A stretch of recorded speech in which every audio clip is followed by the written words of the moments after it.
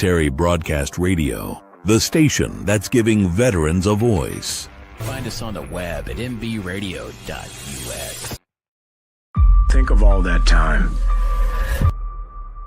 Every wait in the winter. All those hours no one else saw. Every sprint in the summer. Every sacrifice. Early mornings on the levee. Late nights in the film room. Bus rides to playoff games. Every bump in the road. Every moment of ecstasy. Every moment of doubt. Years wondering, is it all worth it? It's all led to this.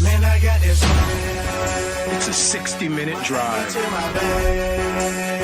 for a 60-minute game. After all the miles we've traveled, we're almost there. After all the hours we've worked, one more can make us legends. After all that time, this is our time.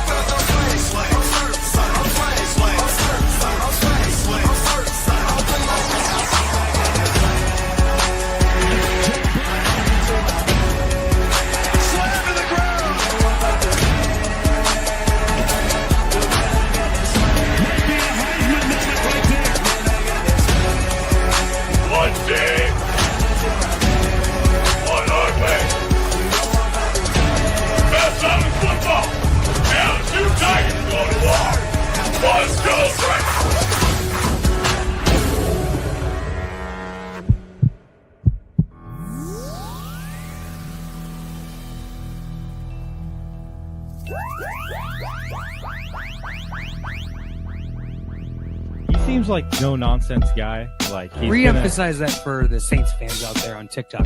Caveman, what did you just say? The rebuild starts right now. Marshawn Lattimore's gone, so the defense, like we're not getting any better. Looking to get it into Smith. What a pass! Not James! Wardell Smith with the game winner! Oh my goodness! And that is why you have Aaron Fry pass the ball in.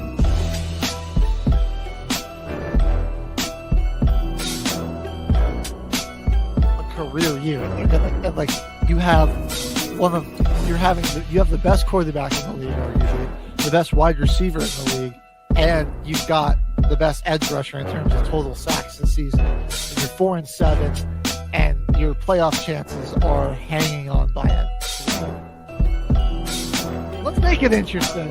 We're making it interesting. Come on. Give us the freaking moment. We'll take it. Oh, no!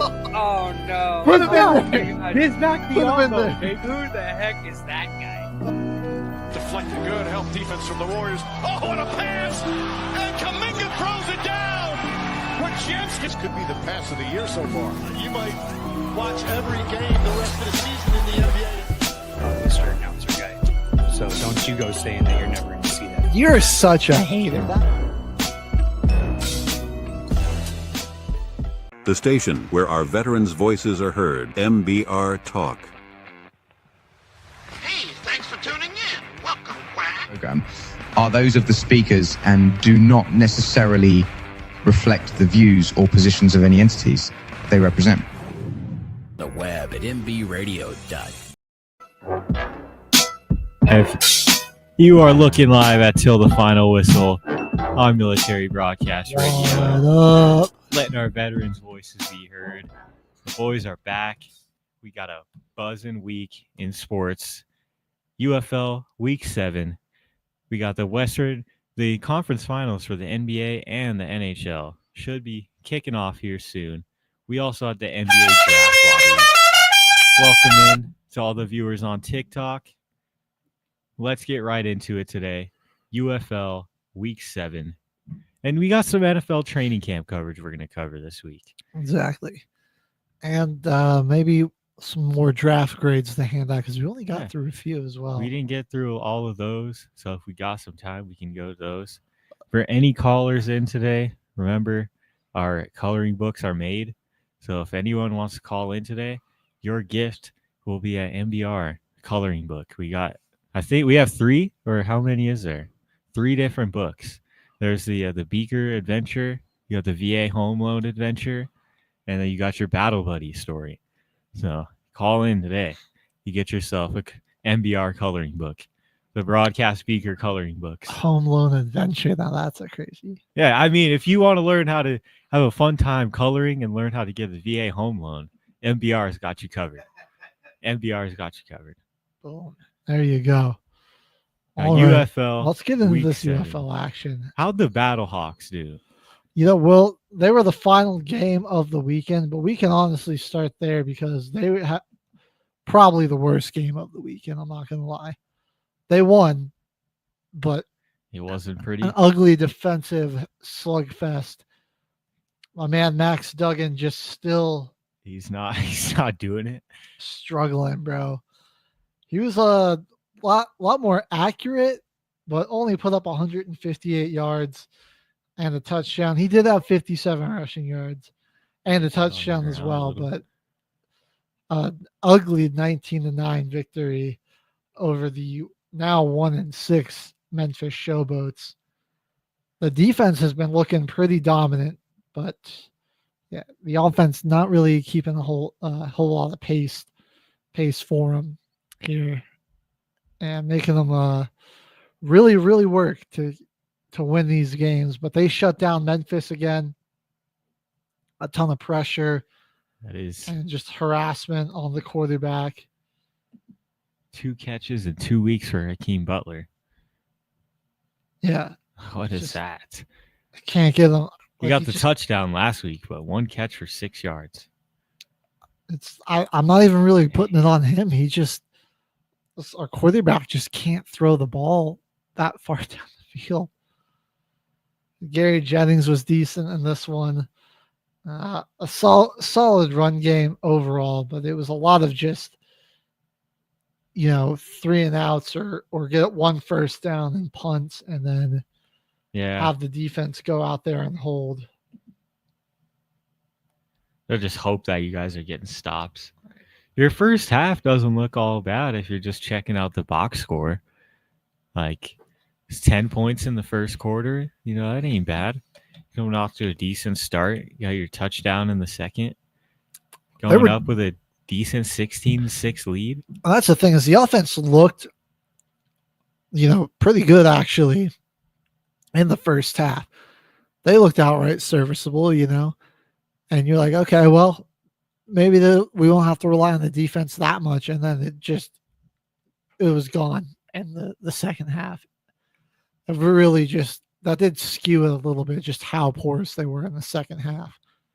But that's the worst time for your offense to disappear, is in the second half of the ball game. That's where you'd want it to show up even more. That's where you'd hope you'd have your 10 points. Especially you only have 16 points. Like, that ain't where you're. That's no place to get comfortable and complacent, thinking you're all good, man. Like, that's. This is a good thing that you're playing the Memphis Showboats, who really aren't able to do much offensively either. I mean, Dresser Wynn has 196 yards and a touchdown. Like, their receiving game or their pass game looks like it did pretty decent. They just couldn't really get a drive that went down the field for a touchdown. And when he only got sacked twice, but he was on the move a lot. And you can see it in the completion percentage here. He was kind of inaccurate because of that. He had to move around in the pocket, roll out a whole lot. Wasn't ever to really get comfortable.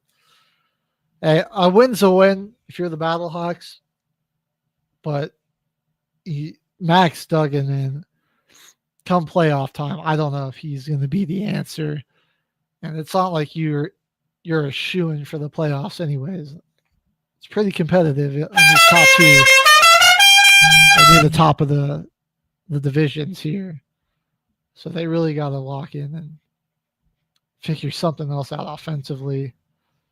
This is just, it's getting the job done for now, but it's not going to be winning football when you're in the postseason. Your boy's going to come back healthy. Hey, Wilkins, we need you. Wilkins We miss you. is going to come back healthy. He's going to be strong. We miss you, Manny. Our first game of the week between the Defenders and the San Antonio Brahmas, whose season we were saying is effectively over. A decent fight put up here by the Brahmas. It was actually 12-12 here at halftime. Yeah, they could have played spoiler there. Yeah, DC kind of took over down the stretch. 20 points there in the second half to close it out. And Brahmas only able to manage 12 points in the second half as well. So shout out Joshua Corbin. Is that how you say his name? He was absolutely carrying this offense. He had 109 yards and a touchdown on 9 attempts. This dude's going crazy. Yeah, I just feel like they didn't give him the ball enough. They did kind of get down in the second half, which, forced them to throw it a little bit more. Given 3 straight touchdown drives before the end of the game will do that to you. That's very true. But like when it was close and it was tied, like they still weren't really going to him all too much. And I mean, he was the hot hand. They just didn't seem to want to feed him there. 9. He's like carrying the team with 9 attempts right here. It looks like Kevin Hogan was getting pressured a lot in this one too. I haven't checked how the stats look for the defense for DC, but 64% from Hogan. And only 3 sacks on the Defenders. Again, it was one of those things where the pressure didn't show up so much as in sacks and just making the quarterback just a little more inaccurate. Yeah. Te'amu. And dude, this was his most accurate game. Stepping 19 it up. to 24, 278, 3 touchdowns. The Defenders look really good. Their run game still almost non-existent. I don't know who's going to really step up for him there, but doesn't seem to matter all that much when Te'amu is just slinging it. And got a big play for Braylon Sanders, plus. Man. His only catch of the day, a 76-yard touchdown. Briley Moore McKinley, big game from this guy. Been flying under the radar and at the bottom of the depth chart for the Defenders for a lot of the season, but he got some chances in this game, and he really showed out. Yeah, 5 targets, 5 catches. Finally, a quiet game from Chris Rowland, but didn't matter because you got Moore McKinney, Cornell Powell rather, both stepping up for 10 catches, 141 yards and a touchdown between the two of those guys. Yeah, it's 3 guys above 70 yards receiving. They're getting everybody active in the offense. That's what's really fun about them. Yeah. Right now, the Defenders looking like, dare I say, the best team in the league. They're looking like it. 5-2 record. They move the ball really well. The defense is pretty stout. And I mean, in this game, Isaiah Johnson, he had 11 tackles in this. That guy was all over the field, just flying to the ball. And I'm just thinking too, like the amount of pass attempts that Te'amu's thrown like the past 2 weeks before this, their offense is calling a lot of plays. Like defenses can really get tired out playing them. They go on some long, sustainable drives. That's what really helps their defense out. Is they can just wear down the team. And then they were taking advantage of some turnovers and when they had short fields, punching it in really quickly. And they had just a 2-play 27-yard drive that ended in a touchdown. And then in the fourth quarter, when they hit the big play on that three-play 90-yard drive that took them just 1 minute and 4 seconds. That's where they had that 76-yard touchdown. And then really to close it out here, you've already got a lead. Get the ball back with around 9:27 left to go. On the 13 plays, 79 yards. 7 minutes and 32 seconds off the clock. Punch that ball in the end zone. Just about the backbreaker right there. Yeah. That's just a dagger. Yeah. That just about did it. Ended the game there for the Brahmas. And or San Antonio Brahmas. That was just a crusher because they had really started the fourth quarter there. They responded quickly and scored a touchdown to make this game, within 6 points. And just like that, they go the defenders just march down the field, drain all that clock, punch the ball in the end zone. You're looking at a 2-score game. That's pretty much it. It's kind of force a turnover on that last drive and finish the job. End it. It's another week, kind of Wade Phillips' defense kind of got beat down there at the end. But it's a pretty good defenders team. Like you were saying, they looked like the best team in the league. And I actually, Wade Phillips got fired, so it's an interim coach. They did end up firing. Yeah. Dang. That's unfortunate. Well, I mean, come on.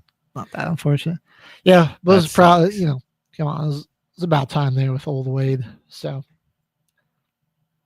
on to our next game, though. Panthers and the Renegades. Nail-biter, dude. It was a nail-biter. 25-24 win. 28 points scored here in the fourth quarter now. It was a defensive slugfest for a whole lot of this game. You're looking at a 9-6 ball game going into halftime. Only 6 points scored in the third quarter. And then an explosion. 12 for the Renegades. 16 points for the Panthers. Let's go, boys. And they finish it off and win the game on a last-second touchdown. They scored with 1 second left to cap off an 11-play, 71-yard drive to close out this game. And we got the best out of both teams here in the second half. There are these final two drives that they had touchdown drives for each team.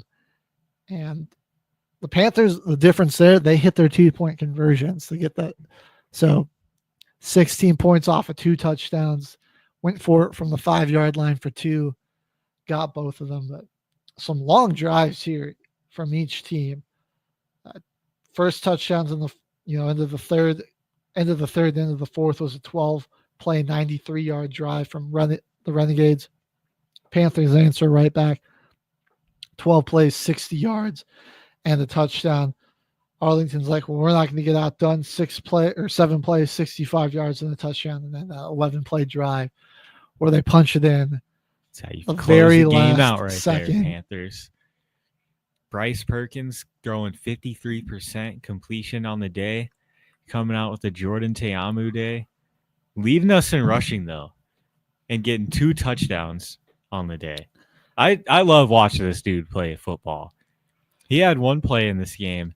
He rolled out left and still in the position ready to throw with 2 defensive linemen chasing him down from behind.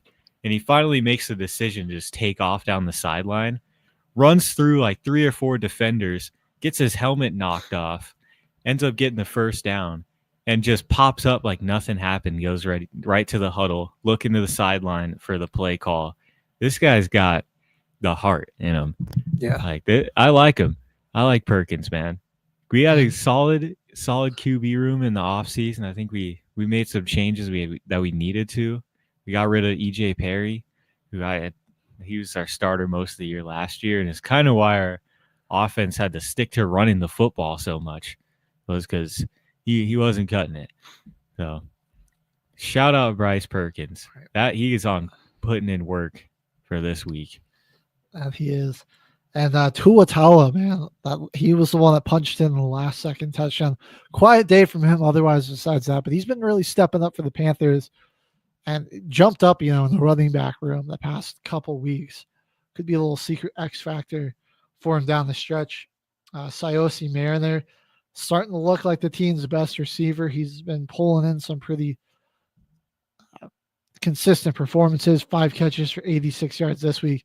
Man, if you're the Renegades offense, Like they were moving the ball up and down the field, especially late in that game, pretty much at will.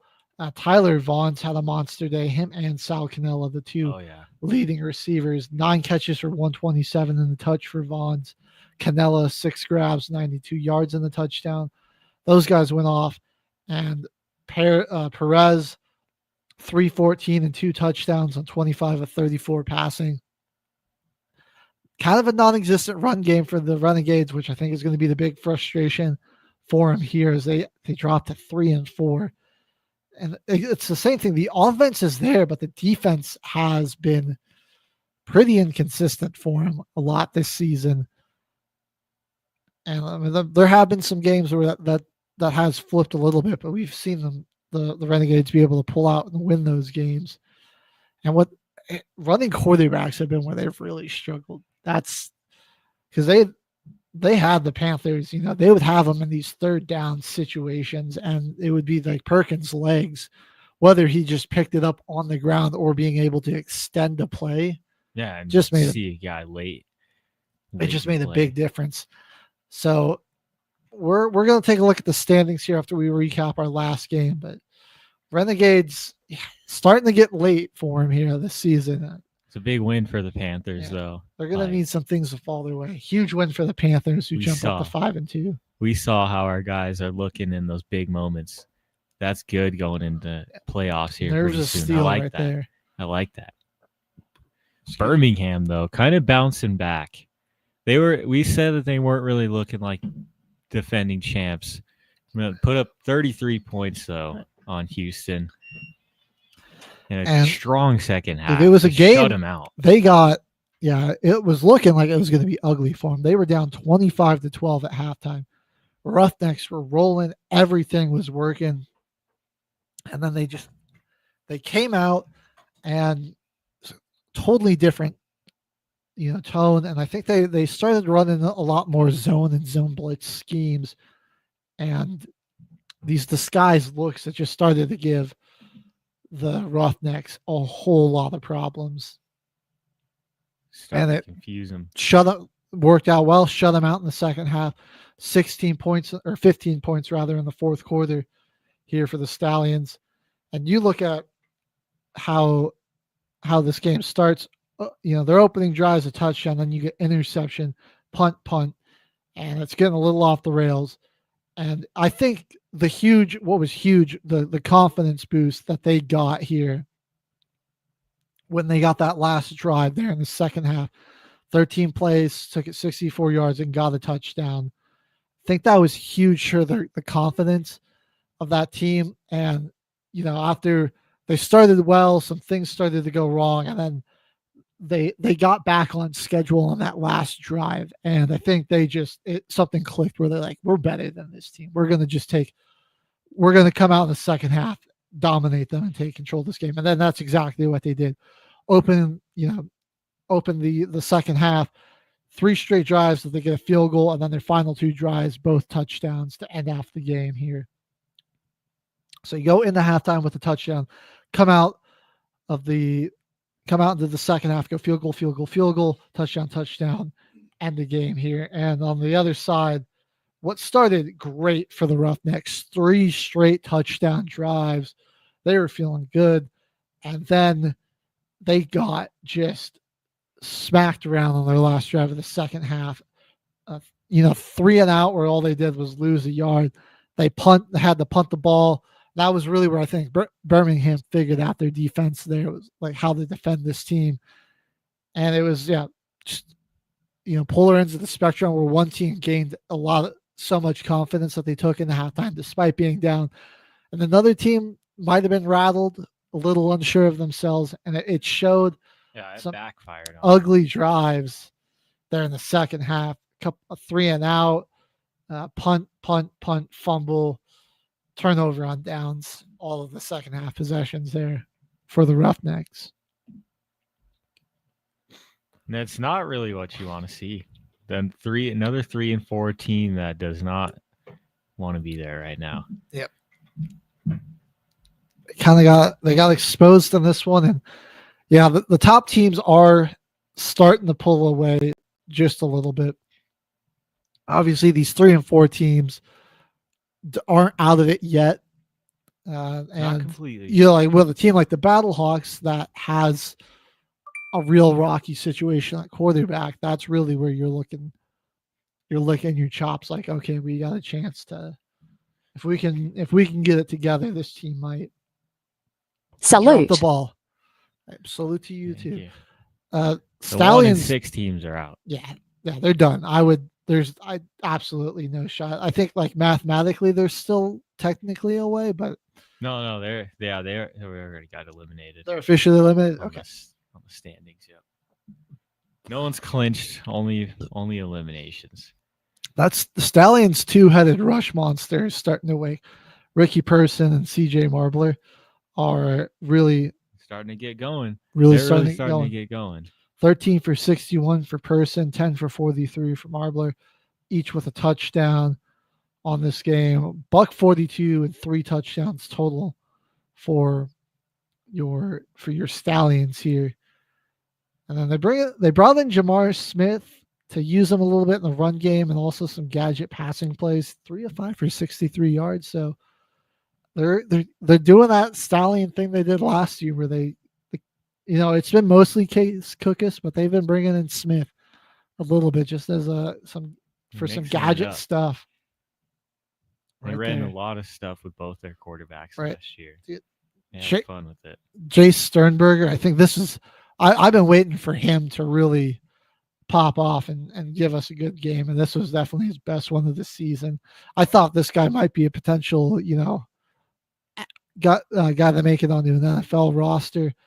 Didn't get the call, and I was really looking for him to have a breakout year and maybe make his way on there. But it's been rather quiet from him for the most part. But here he is with that 4 catches, 74 yards, and a touchdown. There it is.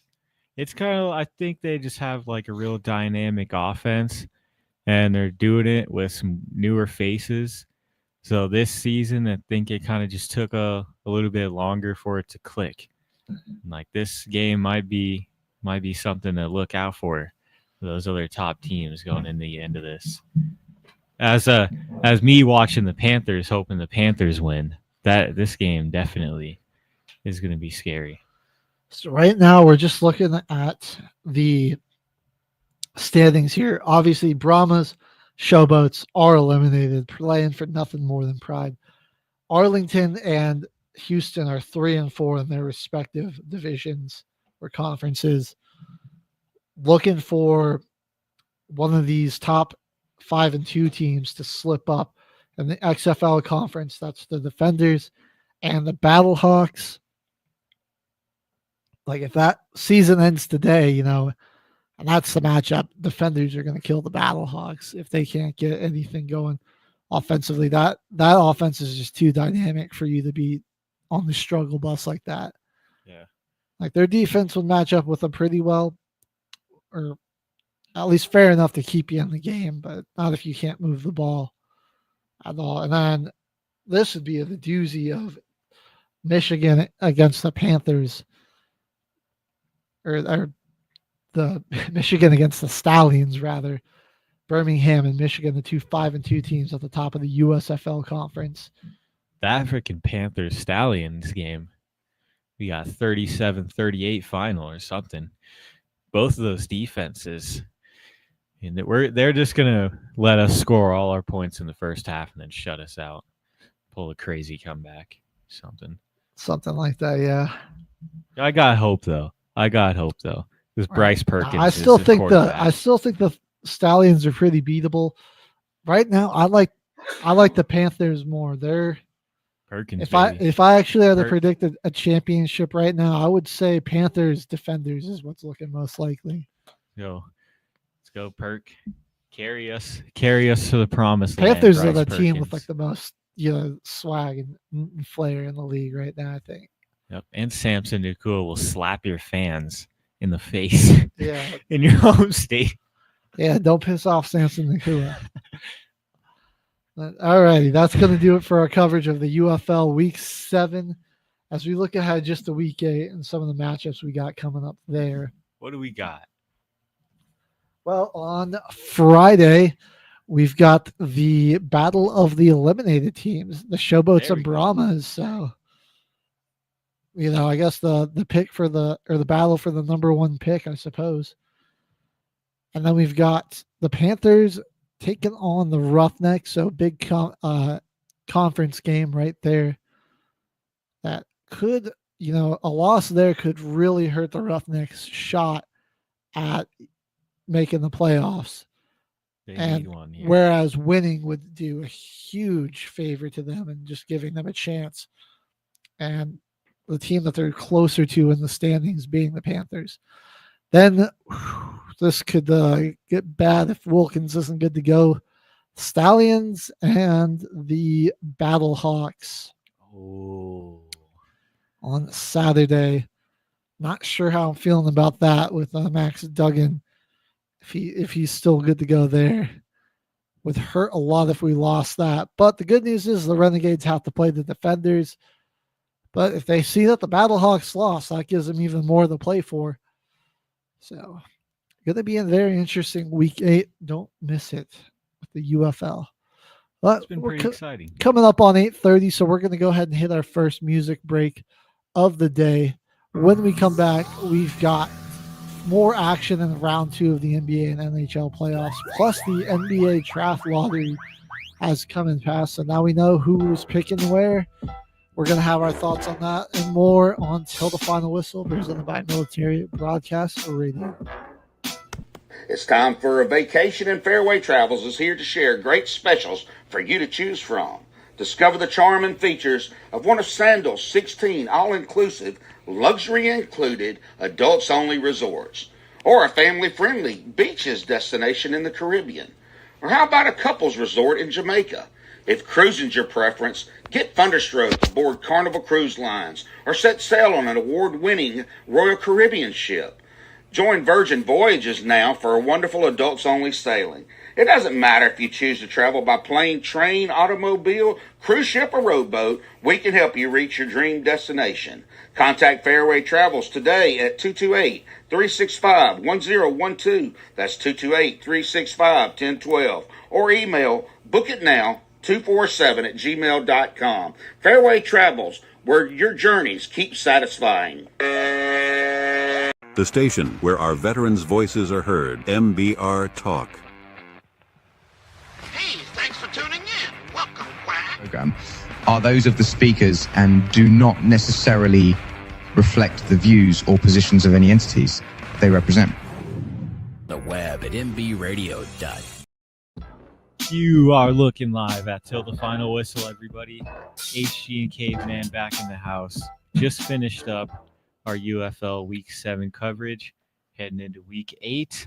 And that season is getting very, very close to playoffs, meaning that the NFL season is going to be starting up soon. But we got the ice. The action is heating up on the ice, getting close to the conference finals in the NHL and the NBA. But we're going to start over on the NHL side. HG, which one of those series, second-round series, are you feeling covering the most? Oh, let's jump into this Hurricanes and Capitals series. I like it. I'm tripping here. Why does it say ESPN says that it's a 3-1 series lead for Carolina? Oh, that's right, it is. I'm looking at. I read one of those scores wrong. I was like, "What the heck?" All right, my bad, y'all. Haven't had enough coffee this morning. Yeah, it is a 3-1 series lead. Capitals. That was my pick to go Eastern Conference, go to the Stanley Cup. Yeah, and it's just been getting away from them, man. Like dropping one at home in Game 1, and then the Canes, series comes back to them in Carolina, and they've just, on over 2 games beat them 9-2, shut them out in Game 3. Dropped 5 goals in Game 4. It's been rough going. We'll jump into Game 3 a little bit here. Kind of tough to see that this is probably going to be the end of that Alexander Ovechkin's amazing season. Yeah, it's kind of an unfortunate ending. This is losing the gentleman's sweep to a lower seeded team here. I kind of feel like they might force a game 6, but then again, that goes back to Carolina, and yeah, they just look like Carolina looks really, really good on their home ice too. Like they just look dominant on their home ice here. You go to game 3 here. They were 2 for 2 on their power play opportunities and really evenly matched for the most part by the Capitals, but they just weren't able to make the most of the opportunities they had. Obviously, they go 0 for 2 on their power plays. They blocked 27 shots, which I would say is less about their defense and more about the pressure on offense from the Hurricanes there. And then the penalty minutes got away from them here in game 3. They had those 18 penalty minutes, but hey, they were tied 30-30 on the faceoff, so that's something, I guess. Yeah, Logan Thompson, he struggled in this one. Yeah, that's kind of been the killer for them. They haven't really been able to find too much success there. And it's just been the Hurricanes just been spreading the wealth. Everyone's getting involved, and it's been just a very complete team effort. This game, 4 different guys scored all 4 goals. You got Jack Roslovic, Eric Robinson, Jackson Blake, Andrei Shchenikov, all of them getting involved, scoring the goal in that one. And then if we move on here to game 4, 5-2 loss here for the Capitals.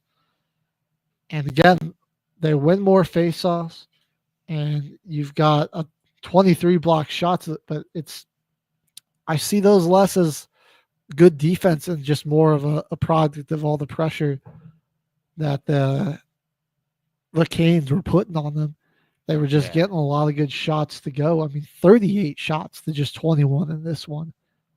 That's a massive difference. Right.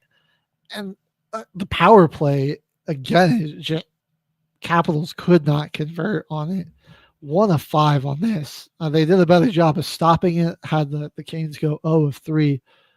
But, that doesn't, when you're 1 of 5 and you lose by 3 goals, that just stings a lot where you're like, you didn't make the most of your opportunities there. I think they've just done a good job, really, of limiting Ovechkin too. He did get a goal in this one, but it was like nothing easy coming. He really had to swarming him. Like he had to work really hard to get this one, and it came at a point where it was almost feeling like too little, too late. Yeah. Right, you're going down into the third period down 2-0. You give up 3 goals. And that one, even though you score 2 yourself. And then that's when you finally end up getting the goal. When they score 3 unanswered on you. And then had to go empty net so early, and that just resulted in another goal.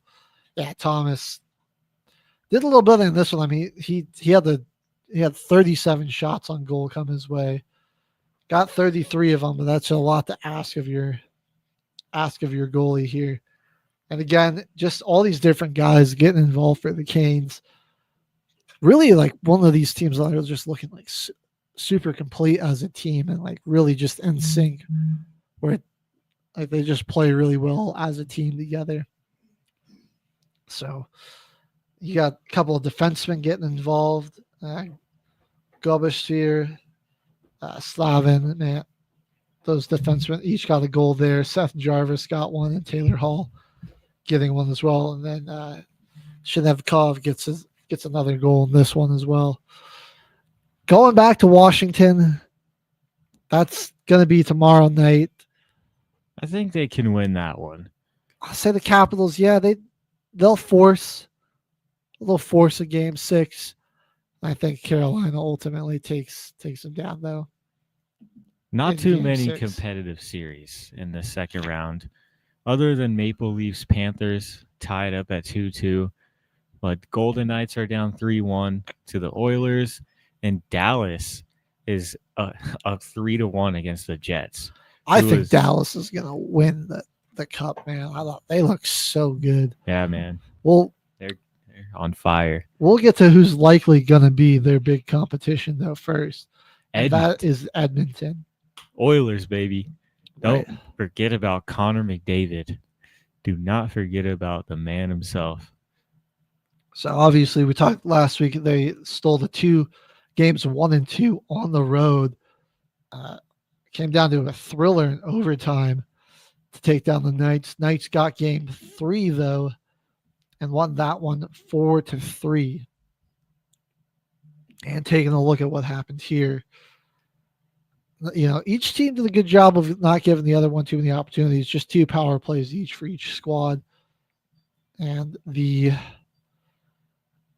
Oilers just coming away with more of those face-offs in this one. And a lot of penalty minutes in this one. And a lot of guys had to sit in the box for a while. And then, both teams were just giving the puck away a good amount. 17 for Edmonton, 14 for Vegas here. Excuse me. Look at some of these guys that were difference makers here. Excuse me.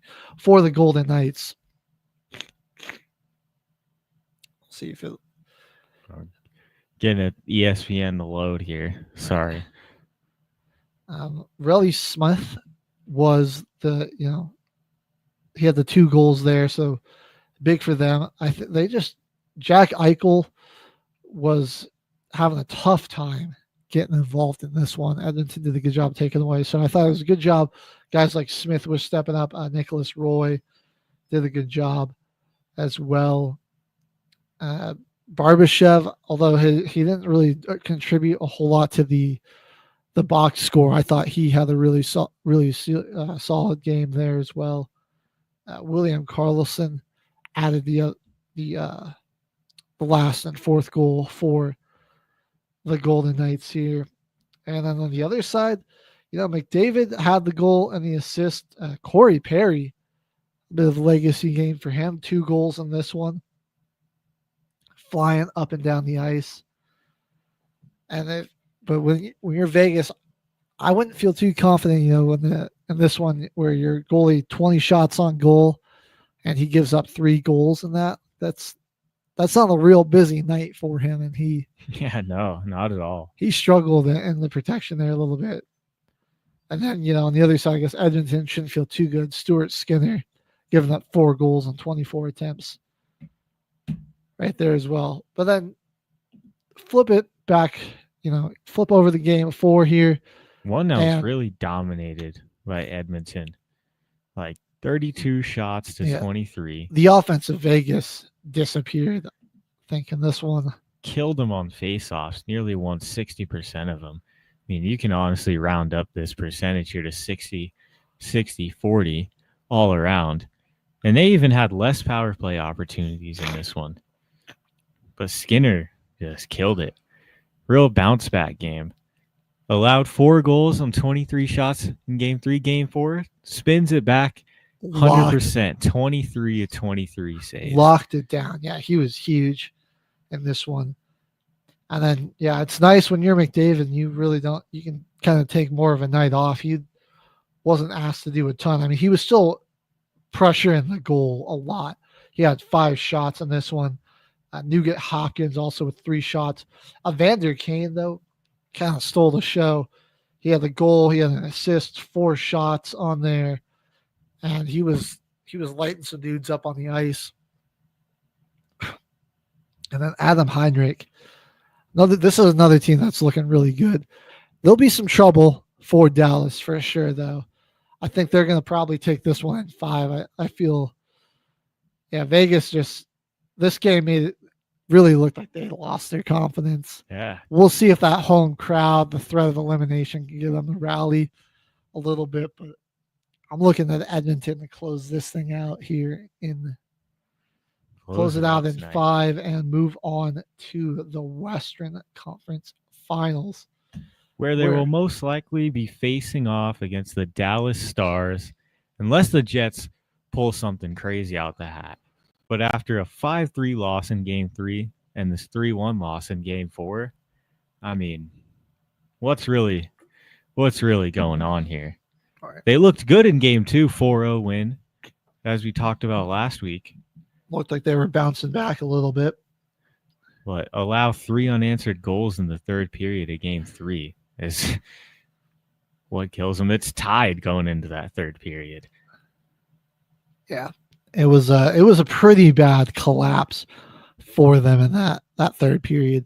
And that's been the story of the Stars this postseason is they get it done in the clutch moments. That's what I like about them. They wake up at the end. Right, because like that series against the Avs where they're down that whole game and they just keep hanging in there. To win. They just fought their way back, and they like a series where you could honestly say like if you just like eliminated, the final like 5 minutes, 5-10 minutes of every third period and showed somebody like what happened in that game, you're like, oh, Avs swept them. But those last minutes of the third period, they'll get you. They just turn into a different team. The focus and the playmaking is all there. Rantanen's having himself a heck of a postseason. They shut down 4 power play opportunities here, and it was really even. Yeah, we do have this streaming on YouTube. You can find this there. MBR's YouTube. Which one is that's MBR Talk or MBR Radio? MBR's YouTube, MB Radio. MB Radio. Capital M, capital B, and then capital R. Yeah, find us there if you're having trouble on Facebook. But back to the great win here in Game 3 for Dallas, 5-2, obviously. Or And MBR talk shows on Twitch. Excuse me. They shut down all those power play opportunities, and then super even, in terms of shots on goal, each team with 26, and Dallas just making the most of all of theirs. Yeah, Hellebuck, man, it's been kind of a rough series for him. He was great. Like Game 2, he locked it down. But they've just been, like he's had some really impressive saves, but then also there have been some goals where I'm like, man, for like the caliber of goalie that he was all season, to see that one kind of slip past him, you're like, what? They got brought to 7 games against St. Louis. I mean, he's having a tough postseason in general, really. Aldinger just better, man. Like he's been one of the real MVPs for Dallas. This man's making some absolutely unreal saves. And here, just like getting his legs, his arms, his stick into some just wacky angles where I'm like, I don't know how he managed to do it, but he has just been locked down there in the goal. And then, like we said, we're going to go over to the offensive side. Mikko, he was having a great postseason. He was great in this one. 1 goal, 2 assists. You got Wyatt Johnston also having a pretty good postseason. He gets a goal in this one. Mikhail Grunland with his 2 assists. Rope Hintz gets a goal in this one as well. And then the defenseman, Thomas Harley and Alexander Petrovich, also adding some goals in this one as well. And plenty of blocked shots from all, like at least 1 blocked shot for all but one of the defensemen on the Dallas side.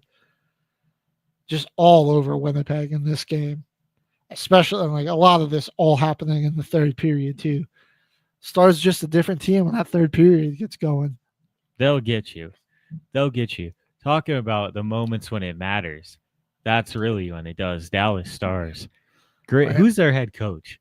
Let me search that up. Yeah. We got to give you're getting a shout out of the week there, man. I'll tell you, I've been terrible about learning these hockey head coaches. But whoever they got there, yeah, he's got them boys playing. Peter DeBoer. It's not too hard to pronounce. Nice. Yeah, he's been he's coaching one heck of a hockey team here. Game 3, they were just nothing but consistent all game. Add a goal in every period and only give up one there in the second. Again, lockdown defense. And Winnipeg got a lot more, like 8 more shots than them in this Good one. morning, caveman in HG. More Welcome than in. to our Welcome TikTok in. listeners. Thanks for tuning in. Welcome in. But all these blocked shots, 18 over here for the Stars. And again, another pretty good game from Nico. Miko leading the squad here. Johnston, those two, pretty dynamic duo. I like Dallas and Edmonton is going to be some cinema, though. Those are some really good match teams. And we're not even talking to this one. The guy that was really Welcome back. the guy that really took control of game 4, Mikael Granlund, 3 goals in this one. All 3 of the goals here. Come to the dark side, Kyle. You got to have Dallas as your pick to go to the Stanley Cup. I can't pick against Edmonton, though. That's my squad. Dallas is my pick. Edmonton, man, I think it's going to be tough for him to get back there. But they do match like a lot of star power on both of these rosters here. They're teams that can get out and play some fast-paced hockey, but also can buckle down and play some grinded out defensive type of hockey. So it's like we're going to see. I think Dallas wins in 5 as well. They'll take care of that tomorrow night, finish off Winnipeg. And then you've got Edmonton, Dallas. We're going to see a good mixture of games, some real like fast paced shootouts, and then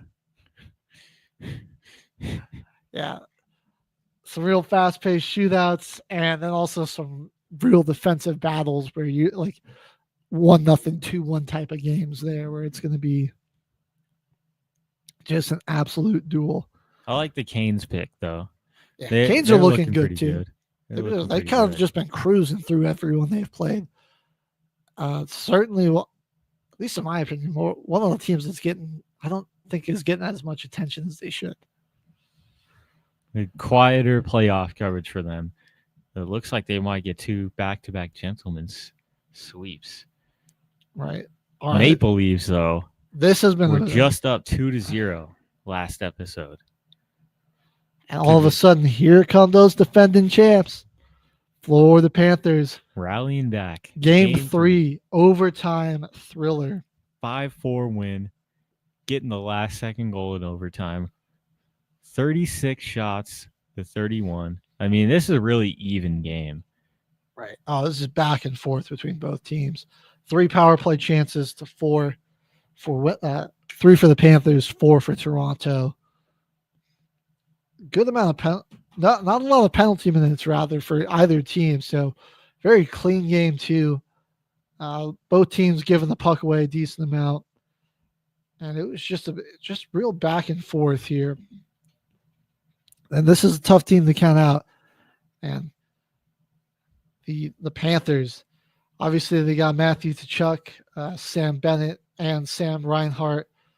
Guys both great. And then, Bobrovsky, still one of the better goalies in the NHL. This is a tougher game for him. 31 shots on goal, and only 4 goals given up though. So he made some pretty good plays, and he is, did give up that goal that let them tie it there late in the third, but he was locked down there in overtime, and they just got it done. It was Brad McShand finishing it off there in OT there for the Panthers. Yeah, this has been a real tight series. Oh my gosh. We got to put in a clip of this goal on the break. It's like ricocheted off his teammate. Hold on. That's crazy right there. He shot it it was kind of a closer shot, but it got ricocheted and blocked, and it just flipped up and in. That is insane. Yeah, that was a tough way to lose it too. He used it. It was almost essentially an own goal there. Yeah, it like hit off somebody's skate here. That's crazy. It gets really mucked up there in front of the net, and things like that happen. It's just been one of those types of series. Ooh. Right there. Then game 2. Really bank shot it off his teammate's chest right there. That's a crazy shot. Game 4, rather. My apologies. It was all Panthers in a defensive duel. They get the 2-0 shutout to tie this series back up, heading back to Toronto. This one, I think, might go to 7. This has the makings of a game that's going to go to 7. Florida, I want to see them do a little bit better on their power plays. This game especially, like 6 opportunities to only 1 goal. Off of that, they had 37 shots to just a 23 here from the Maple Leafs. They just, it was, I mean, you look at it, it was kind of a sloppier game for them offensively, and Toronto could just never get their offense going, and just wasn't able to put a lot of pressure on them there. So, like, the Panthers wasn't a great game out of them, but they just found a way to win it in this one here. Got it done in game 4. Like Joseph Wool, man, 37 shots on goal and only 2 go in. Like, that's a pretty good day at the office. Like, I can't even really hold too much against him here, man. Like, you guys got to points. Step it up there. I mean, like, all these power play opportunities. Like, Toronto played some really good defense that just couldn't turn it into offense on the other end. They didn't generate anything on the other side for them. They needed something to swing the momentum their way. Because when you get a defensive stop, that's one thing. Like, going down on the other end and like getting the game tied up, or just holding some possession for a little bit. I mean, like, they couldn't get it done. Carter Verhaeghe and Sam Bennett getting the 2 goals here for the Panthers. And this one, game 5 flips back over to Toronto. And what I'm seeing here, Maple Leafs, they're going to win this one, and then the Panthers win out the next 2 to win the series 3-2. Oh, yeah. We've been having issues on the Facebook. If you're having issues on the Facebook, try going to MB Radio. That's the YouTube. And then our Twitch is MBR Talk Shows if you're looking to. Shouldn't have any streaming issues over there. They can go to our Roku channel, MB Radio, or they can go to the phone app that takes them to it as well. That too. Phone app. Issues, yeah. Radio. Apologies on the Facebook connections today. All right. Well, that's going to be our wrap up our coverage of round 2 of the NHL playoffs. And yeah, we're looking at, if we're predicting these final matchups, it's going to be Stars and Oilers and Panthers and Canes coming up here for those conference finals. Can't wait to see it. I like those picks. I like those 2 picks there. Yeah. I think that'll be a good conference finals matchup.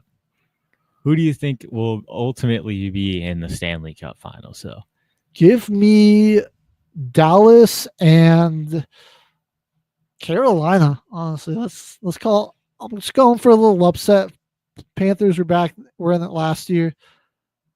See them getting shocked there a little bit by Carolina. Give me Dallas. I'm taking Dallas the whole way. I don't know. Just look good. They just look really good. I'm going Canes and Oilers here. Okay. Canes and Oilers will be my Stanley Cup finals matchup. We will see.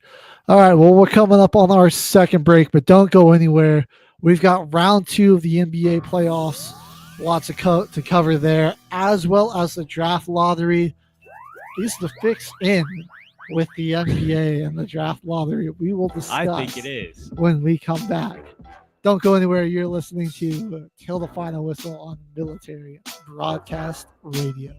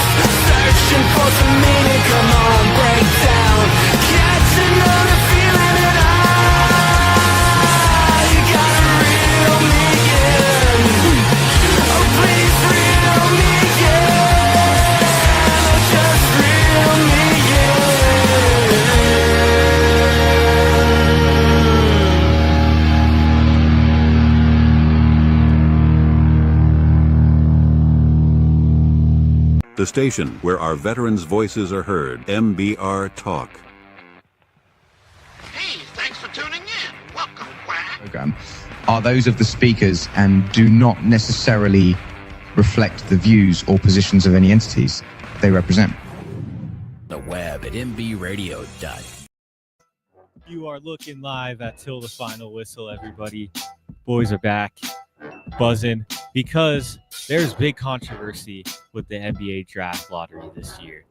We saw one of the craziest trades happen, one of the craziest trades in NBA history, with Luka going to the Lakers for Anthony Davis. You know, pretty much bag of chips because Anthony Davis got injured in his first game. Barely played, got injured in the play-in game as well. Played good. He was a monster in those play-in games, but yeah. Got injured. It was a struggle. So 1.8% chance to get the number one overall pick. Surely the Mavericks won't get it. This would be like one of the biggest bailouts in NBA history for one of the worst trades ever conducted. Oh, and guess who ends up with the number one overall pick? The Dallas Mavericks? How? Yeah. Right? I mean, people are just shocked. And it came down to being between them and the Spurs. Like, are we like the two teams with like some of the lowest chances to get it? The two teams that I would say in the lottery deserved it the least. The least. Yep, rigged. They did deserve the least. And you know what, Kyle? You just might be right about it being rigged. I mean, it's like, hey, this is us, the NBA paying back Nico Harrison for sending Luka to LA. You know, send a young superstar player to the biggest market in the league, and we'll make sure you get, you know, the number one pick, and you can get Cooper Flag and rebuild your franchise around him. Get right back to it. We're right where you left off. And it's just dumb. We wouldn't be talking about getting rid of franchises from the league if the Hornets or the Jazz or the Wizards could get a number one overall pick, or maybe just be in the top three even, you know? Somewhere in there. The Jazz being the worst team in the league, having the worst record, and only getting the 5th overall pick, that's BS. Dude, and like Charlotte's never been relevant. And here they are with like the 4th overall pick, man. They have like go on 2K, look at their all-time team, bro. They're like 70, 80 like they low-key players. kind of got like a nice little roster that they sort of been constructing down there with some of those high draft picks. Let them rebuild. Dude, like you put a player like Flag on there, and like I don't know, like him with LaMelo, Brandon Miller's kind of been balling out. You know, Miles Bridges, the domestic abuse aside, he's been pretty good player. I mean, like they got some guys down there. They almost lost their center. They got him back though. Right. And they have like Mark Williams, something like that. They have Nurkic off the bench. Yeah, big Nurk is down there too. Like Loki, that could have been kind of a fun team, man, and like a playing team, maybe, you know. And then they're like not really that far off from potentially being a playoff team. It's just like, and like now it's like you're at the 4th pick, and it's like, well, it's not like that's horrible. It's not like you can't not get good players there. It gives them a chance. Look. They rebuild in time. 2021, who got the number one overall pick? Detroit. Got Cade Cunningham. Look at them now. If they knew how to close out a game, they could have been in the second round. They honestly might have beat the freaking Celtics. Like, look at, like, come on. You got to give them a chance. When did And then in that same draft, the Rockets get Jalen Green, Cavs get Evan Mobley. Those top 3 picks were huge. And then it's like 4 you drop down. It's like Scotty Barnes has been good, hasn't exactly been like the franchise savior. Next year, number one overall pick from Duke, Paolo Banchero goes to the Orlando Magic. I mean, they need to get some guards over there, and they're going to be a solid team that competes in the playoffs. OKC, they have the number 2 pick. They get Chet Holmgren. Chet. And then Jabari Smith going to the Rockets. And Pistons, you know, Cade wasn't enough, but they get a top 5 pick. And now, because you got that number 1 overall pick and you're able to just take the best possible player in the class, boom, now you got Jaden Ivey, and you can draft a bit more for fit. And then, yeah, the Wemby draft, the Hornets For number 2, they get Brandon Miller. Scoot Henderson goes 3rd overall.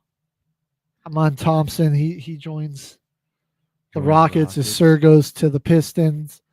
And then you saw them both of those guys have some big impacts in the playoffs here. And then this last year was a very weak draft, so it's like it was the second year in a row last year where a team that wasn't even in the contention really to have the number 1 overall pick got it. Right. And like last year, you're like, whatever. Zachary Ricochet, he looked good down the stretch. Like he's not by any means, gonna like a franchise savior type of player. It's like, he'd be a guy that you could be, that could give you some good value. Because it's like, you look here, Hornets got stuck down at 6, and they got to John Salon, who really didn't have big impact for him. I don't think there's any left. Huh? I don't know. Maybe there is. I think we're all out. Yep. That's too bad. All right. No more Dr. Pepper for your boy HG. That's okay. We'll pick some up for the studio here soon. Yeah. This is just, shocking. And we're not even talking about the Wizards. Just looking back through all these like drafts the previous 3 years, they haven't had a top 5 pick once. Like, you want to talk about a franchise in purgatory. Oh my God. And then like here they are again. 8th pick. They got the 6th pick in this one. It's just apps lagging too. I think try the YouTube. Yeah. I think try the YouTube. YouTube seems like the surest bet. Kyle. MB or radio. Not a lot of issues there. Yeah, the 4 teams with the worst records in the league end up picks 4 through 7. So they might just be right back at it for the next few years. 6th pick for the Wizards. That's just brutal. The Nets down there at 8th. Yeah, the Nets too. Like where have they even been in any of these? Like again, also kind of bailout for the Spurs and the 76ers, man. Like here they are with picks 2 and 3. Right? Like you can get like, especially when you're like you have teams that are, that like they've got talent there. They just banged up a little young. And they just got to add a few more pieces, and now you can put like a top 5 caliber player on the team like that can really elevate them all of a sudden. Yeah, like what the heck? I just cannot believe the Spurs literally almost got. Although the OKC doesn't, they had the 2nd pick a couple years ago, and that's where they got Chet Holmgren. And we were just talking about how that made a huge difference. Yeah, we were recovering the previous for draft. them. It's looking like the Thunder, they do have a 1st round pick, and it is the 15th overall this year. And I think that's by virtue of somebody that they traded with. Because that's what they did. They built up for the future. They got so many 1st round draft picks traded and stocked up. We've been talking about this recently. Paul George for SGA and all of those picks, man. Like what? That changed it. That changed it for him. Like big time. And here they are with 2 1st round picks. Yeah, that's going to be just crazy. Nuggets don't have a 1st round pick, so that's pretty awesome. That's terrible. One team that's going to be stuck in purgatory. And like the Nets, they got 4 1st round picks, and it's just like, you're just hoping for something like by, just finding some quality in your quantity. 8, 19, 26, and 27. Honestly, that's not bad. That'll be what's round 2 picks do they have? They got the 36 overall pick in the 2nd round, and 5 picks in this draft. They can really do something special here. Oh, do the Nuggets not even have a pick in this draft? Let's go. You know who I feel like is going to be stuck in purgatory here pretty soon is the Phoenix Suns. Because after this season, they do not have a 1st round pick until 2032. They might have to blow it up, Trade KD, trade Booker, trade Bradley Beal. See, like, send the older guys off to ring chase, send Booker to, a team that's got a lot of first round picks or something. Because that experiment failed. It failed. It's not going to be championship winning basketball. I mean, it's been clear in the playoffs that the only way for them to win was like for Kevin Durant and Devin Booker to just play absolutely flawless offensive basketball where they hit, damn near every shot.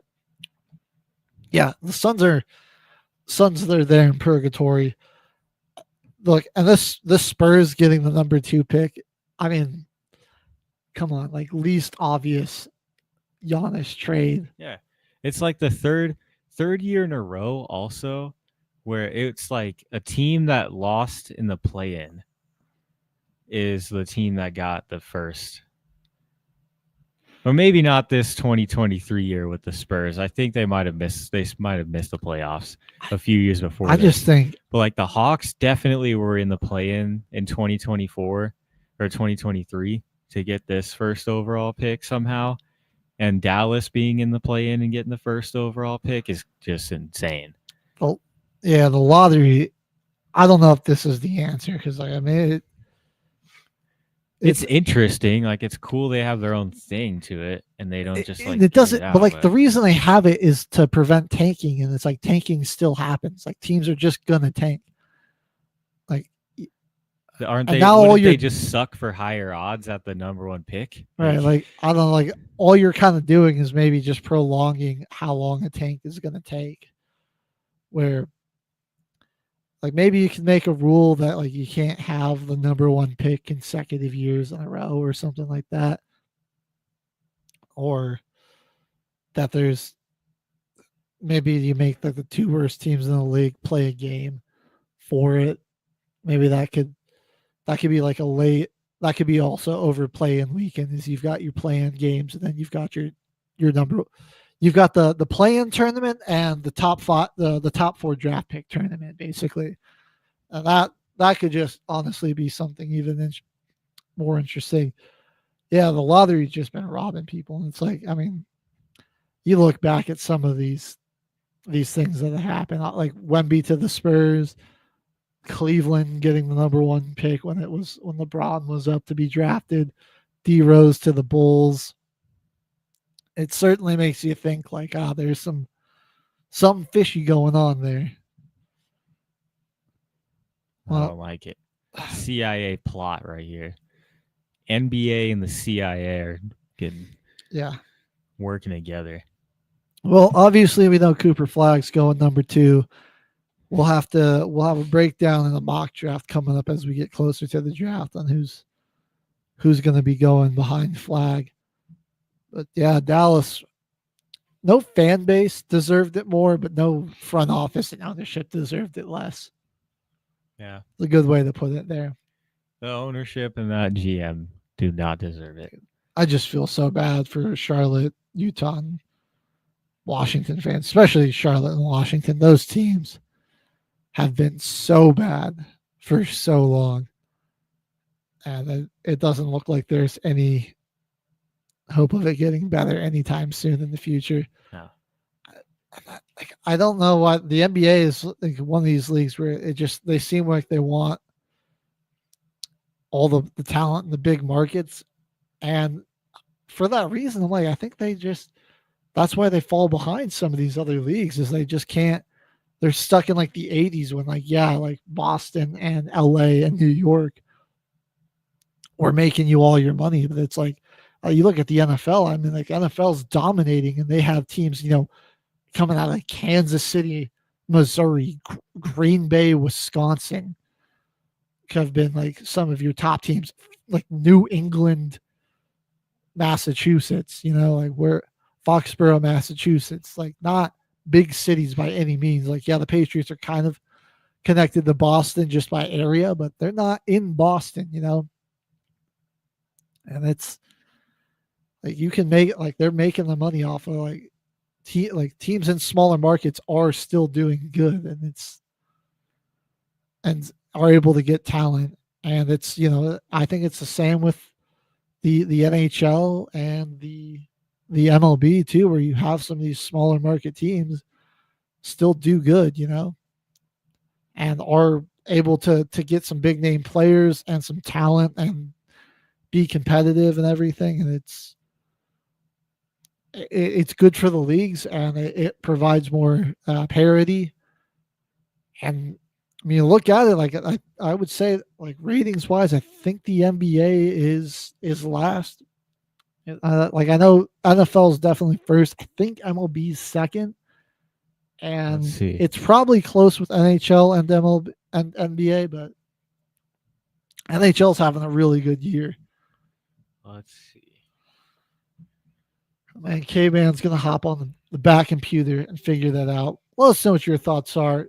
Should the NBA make more of an effort to get some more talent to these smaller markets and, worry less about all the stars ending up in the big markets? Okay. While K-Man looks it up, we're going to jump into NBA playoffs round 2 action. And we'll start with the Pacers and the Cleveland Cavaliers series. Man, oh man, did I not see this coming. Cleveland is done in 5. The Pacers That's just take them out. They went out sad. Donovan Mitchell had a hell of a series, though, man. He absolutely balled out. In game 3, after dropping 48 points, he drops 43 to get the lone win of this series for the Cavaliers.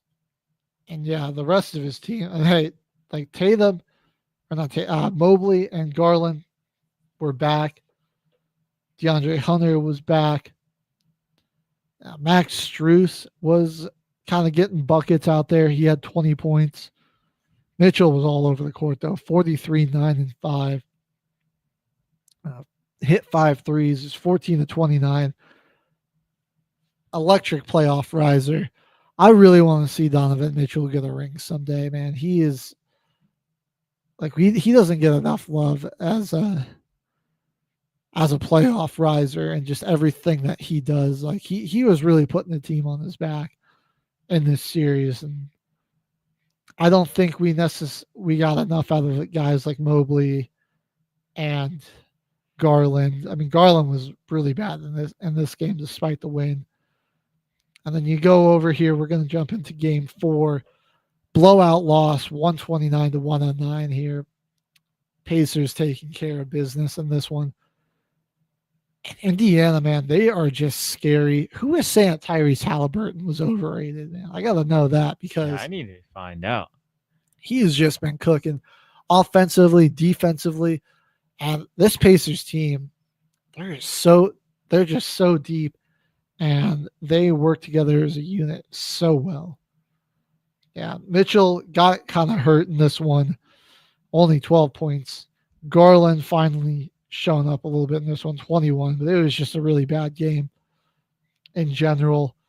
And it's like, you look at like the Pacers, no one necessarily goes off by any means, but you're just getting solid performances all over the place. Siakam with 21. Miles Turner with 20. Obi Toppin with 20. They all can score. Ben Shepherd, TJ McConnell, 14 and 13 off the bench. Like everybody's doing a little bit of everything. All the starters, Howley with 5 rebounds, Turner with 7 rebounds, Siakam with 6 rebounds, Nemhard with 7 assists, like McConnell with 8 assists, Howley with 5 assists, 6 steals as a team. Like it's just everybody. They've got guys that can do a little bit of everything, and it's just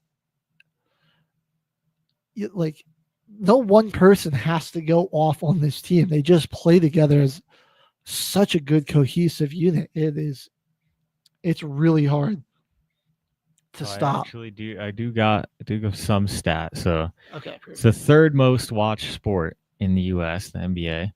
So I'm in the top 3 at least, but it is down 2% in their average viewers.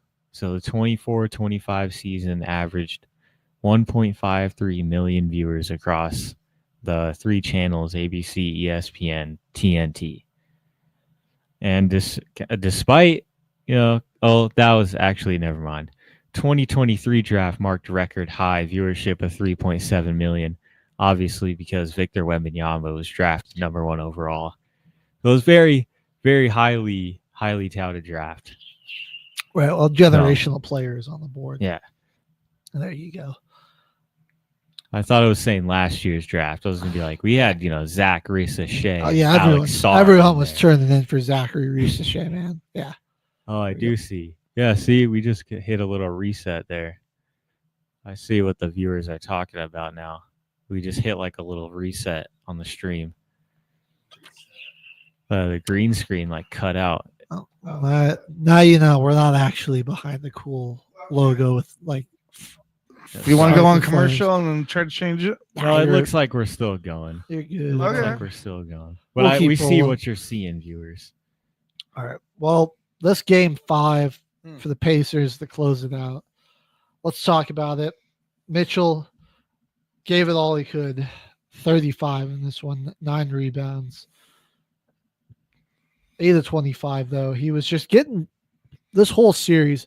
He was just so aggressive, just getting to the basket and getting to the line. I mean, he was just looking to attack. I feel like they had a lot of people that went down early in this series that could have made an impact. Like Darius Garland, I don't really know how many. He only played 2-3 games in the series. I think he only missed the 1 game, but okay, elimination game for him. Yeah, he had no rhythm. It felt he just couldn't find it. This was a stinker from Garland, man. 4 of 16, 0 of 6 from 3, only 11 points. You just need more. The bench, they got good production on their bench. DeAndre Hunter had 12, Ty Jerome had 8, and you got 4 out of Dean Wade, 2 out of Okoro. So now can't complain about that too much. That's to 26 points off from your bench, not too bad. Just against us Pacers team, that's that isn't always going to get the job done. I thought Mobley, probably one of his better games of the series, maybe his best, arguably. 11 rebounds, 24 points. He had 2 blocks as well, so was doing a lot of good things defensively. They just didn't have an answer for Halliburton in this game, dude. He was very selective with how he took his shots. Only 15 attempts in this one. 6 rebounds, 8 assists, 31 points though. Also had a block and a steal. So he was just a real mastermind out there on offense on this one. Taking the good shots when he had the opportunities, finding the right guys, making the open read there. Aaron Nesmith, man, 13 rebounds from the guard position, also 13 points. Pascal Siakam with 21. You got 10 out of Turner and 18 out of Nembhard. So this was just a game where the starters took over and closed it out here. And it's unfortunate, man. This Pacers team is really scaring me.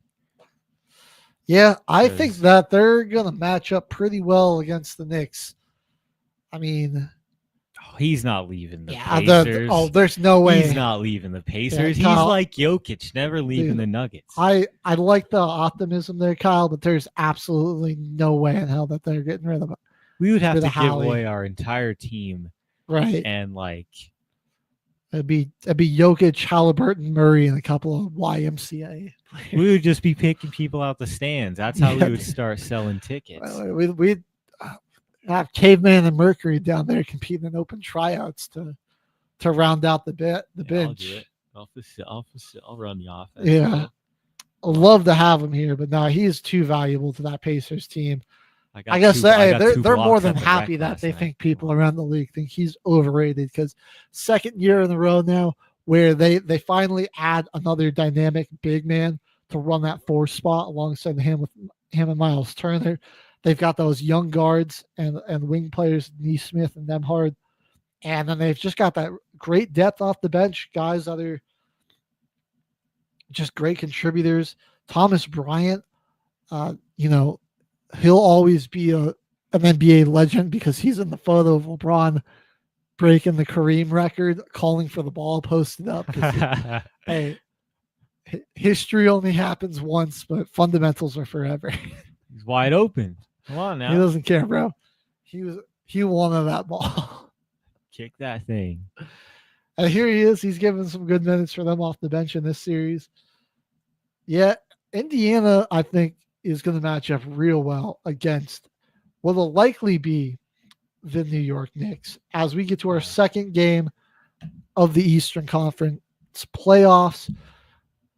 The Celtics, the defending champs, are pushed to the brink, and they're going to have to do it without Jason Tatum, who ruptured his Achilles. Man, brutal to see that happen. Injury. And what really took the steam out of what could have been a fantastic finish to game 4. Yeah, he was on fire. 42 points before he went out. We'll cover just game 3 real quick and what the Celtics did well there. Finally got a win in this one. They kind of just forced Brunson and Cat to do a lot of the scoring. Took away that jump shot from Bridges. Just didn't let him get to that spot as much. So something you'd like that they might be able to do on defense. And without Tatum there, it's just going to be really tough. This is a Peyton Pritchard game, man. He hit 5 threes off the bench there. You're going to need some action like that from him. They're going to need a lot of these guys on the bench to step up. And like, who's going to fill in for Tatum? Like that's the real question. Dude. Like, who's going to start at that 3 spot? You know, like I wonder, do they rotate Pritchard into the starting lineup and kind of rotate Brown down there to the 4? Now, but Tatum's really more of the 4. Do you have Horford play the 4? If Kristaps is good to go, you have him play the 5. I don't know what happened to Kristaps though. Is it that the injury or he's just been off for a while? But let's go over here to game 3 or 4 rather. And this was a fantastic game. It was like Brunson and Tatum were just throwing haymakers at each other. I mean, this was both like the stars of New York and Boston just taking over the game. And Tatum, his 3 ball was finally dropping. He was willing to attack mismatches and get to the rim a little bit too here. He wasn't so tentative and, sheepish driving to the basket. Like we said, man, 40 minutes before he goes down, he was just on fire. 7-16 from 3, 16-28 from the field. Had 42 points, 8 rebounds, 4 assists, 4 steals, 2 blocks. Like, it was like he has this ability, and that's why he's such a frustrating player, because he'll go from just dropping absolute stinkers to just lighting it up in the playoffs, and you're like, what? You don't know what's going on. And was desperately trying to stave off elimination here. Yeah, I don't know what's up with Kristaps. And like, they haven't played 24 minutes. He just has been looking bad. They haven't really found a way to use him very often. I mean, credit to Cat, Mitchell Robinson, even OG Anunoby. Yeah, that's cool. I'm really putting it on. Like, I don't know. Like, he kind of doesn't look comfortable when he's like with all the pressure that they're bringing on him. It's kind of like they need Derek White to he's got to be electric. He did hit 6 threes in this one. I'm just not sure like how they're gonna fill that hole there at the 4 spot with Tatum. Like maybe like I don't. It's like maybe the best option is you rotate Pritchard into the starting lineup, because Pritchard's been pretty good this series. He gives you a lot of he's a big threat to shoot the 3. Jaylen Brown can run the 4 spot. Horford can run 5, and then Holiday's your small 4. Derek White's your shooting guard, something like along those lines. Or Pritchard's your shooting guard. Derek White's still your PG.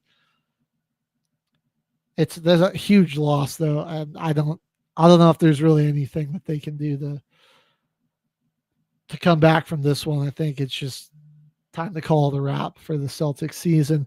Be like the 5th year in a row that the defending champion goes out in the second round. if they don't find a way to come back in this, but they're going to have to do it without Tatum. And we'll talk about the Knicks and what they did in this game because they were fantastic. Obviously, Brunson was just super aggressive, getting to his spot, getting his shots up. He got into a rhythm early, and they couldn't get him out of it. And he also, 39 points. Yeah, that's the big headline. But this was, I think, his best passing game of the playoffs. I know. 12 assists. I mean, he was absolutely diming them up out there. Had some incredible reads, some incredible finds. The Mikal Bridges, Karl Anthony Towns. Yeah, they weren't able to get Bridges off his spot. He was electric with that midi, and 4 steals and a block shot for Bridges on this one. So the offense and defense was just cooking. OG with 20, man. He's been so fantastic. He's always a playoff riser, in my opinion. I was really feeling on Anunoby last year. The starters of New York, Cat 23 and 11 in this one. The starters of New York are really good. Josh Hart only had 6 points, but he contributed 9 rebounds, 5 assists, and even got a steal on that one. And he forced some missed shots there, man. Like his defense was really good in this one. And he had a tough ask covering Jaylen Brown, but he did a good job of, limiting the damage that Brown did. Brown still had a solid game with 20 points, but I think Hart did a pretty good job on him for the most part. It's just, and the problem with the Knicks is that they're just not going to really be able to go to their bench the way that the Pacers are going to be able to. Yeah, and I think that's going to be what's going to be the real killer here, and why I would favor the Pacers over New York in this series. Game 5 for this one, it's going back to Boston.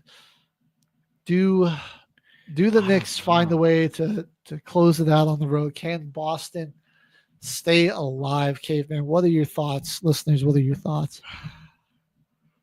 I'm going that the Knicks just close them out. I think the loss of Tatum. The Knicks just close them out right here. Too great here. It would be so crucial if Porzingis was playing good, but he just has not been good this series. I think the optimal lineup, if Porzingis was on, would be him at the 5. Horford could play your power forward spot, and then you don't really have to move, Brown, Drew Holiday, and Derek White. You don't have to move any of those guys around, but that's just not going to be. They're not going to be able to get away with that in this one. So unfortunately, looks like Knicks in 5. And you know who else is probably winning in 5? Those Minnesota Timberwolves, Caveman. And that's one team that I honestly want to win in 5. Let's just have them go. Back-to-back Western Conference Finals appearance for them. Julius Randle is really just the MVP for him in the series. Dude. Loss of Steph Curry. Like the defense of the Warriors hasn't really missed a beat, but they just can't find that offense. Like these have been some pretty low scoring games. Game 3, 102-97. But Ant-Man and Julius Randle doing enough to get on the offensive end and helping contribute defensively on the other end. 3 steals for Randle to go along with his 24 points, 10 rebounds, and 12 assists. So triple-double in Game 3 for Randle. On the road here, 36 for Anthony Edwards. Not going super deep into their bench. Naz Reid, Dante DiVincenzo coming off the bench. A little bit Nickeil Alexander-Walker, who just kind of was out there doing cardio. 0 for 4, 0 points.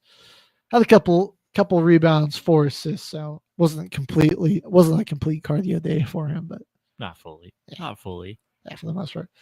Rudy Gobert, 4 blocks, 13 rebounds in this. Dude, the Warriors just got he's just been eating up those drives inside.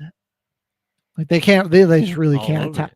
4 blocks. That their lack of size and not having a big man that they can post up on him, and he's just able. Reason that they're down. Yeah, he's just able to camp in, and they're just it's forcing a lot of jump shots and 3-pointers there. It's tough, and without Curry out there, man, it's just tough because Jimmy Butler, that's where he kind of is best. And like he's still finding ways to get to the line and score points. He had 33 in this one. Jonathan Kuminga finally maybe living up to the hype, bro. 30 points in this one off the bench for him. He was huge. I don't know why Trace Jackson Davis was starting in this game. That was crazy to me. But not like they have a ton of points. No. Or a ton of options. Yeah, and Buddy Hield, the shooting numbers are all right. He's just not he's cooled off a lot, That's yeah. I mean, he was very, very clutch for him in that last series against the Rockets. Like, had some games where he's looking like Curry himself out there. But I think the loss of Curry in this series alone has just been something that absolute backbreaker for they lost for the Warriors. Morale. The fact that they weren't able to get one at home despite Curry being out is just killer for him here. Going over the game 4, and it was the Anthony Edwards, Julius Randle show. 31 points for Randle, 30 for Edwards. Those two were really just humming on offense. Edwards, he's just being super aggressive, and the 3-point shooting's starting to get better for him too. So like now he's just able to, he's like kind of scoring all over the court. Randle was 50% from 3 in this one. Jaden McDaniels double 10 points, 13 boards. The only thing that scares me really about Minnesota going into the next series, where you either got to play Denver or OKC, is their role guys shooting. Very inefficient. DiVincenzo, 2 for 7. Nickeil Alexander-Walker is your saving grace off the bench right here, with going 5 for 5, not missing a shot in his 17 minutes. But like Mike Conley, 2 for 6 from 3, 2 for 9 from the field. Like, it gets pretty solid assists facilitating, but like Anthony Edwards and Julius Randle aren't going to be able to take every single shot of the game.